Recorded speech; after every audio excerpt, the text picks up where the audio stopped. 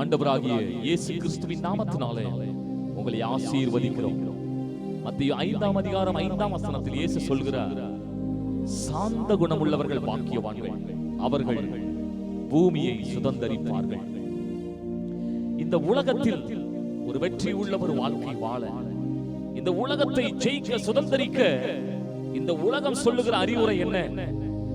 நீங்கள் திறமையுடையவர்களாய் காணப்படணும், நீங்கள் படித்தவர்களாய் காணப்படணும், உங்களுக்கு வசதிகள் வாய்ப்புகள் இருக்கணும். அப்படி இருந்தால் நீங்கள் இந்த பூமியை சுதந்தரித்துக் கொள்ளலாம் என்று இந்த உலகம் நமக்கு அநேக அறிவுரைகளை சொல்லுகிறது. ஆனால் ஆண்டவர் சொல்லுகிறார், நீங்கள் பூமியை சுதந்தரிக்க வேண்டுமானால் சாந்த குணமுள்ளவர்களாய் இருக்க வேண்டும். அநேக சொல்லலாம், சாந்த குணம் இது ஒரு அமைதியுள்ள குணம், இதை வைத்து எப்படி பூமியை சுதந்தரிக்க முடியும்? அருமையானவர்களே, இயேசு கிறிஸ்து சாந்த குணம் உள்ளவராய் இந்த பூமியை சுதந்தரித்து நமக்கு ஒரு மாதிரியை வைத்து போயிருக்கிறார். ஆகவே இந்த நாளிலே இந்த பூமியை சுதந்தரிக்கக்கூடிய ஆசீர்வாதம் ஆண்டவர் சொல்லுகிறபடி சாந்த குணத்திலே உண்டு. அந்த குணத்தை தரித்துக் கொள்ளுவோம். இந்த வார்த்தையின்படியே கர்த்தர் நம்மை ஆசீர்வதிப்பாராக. ஆமென்.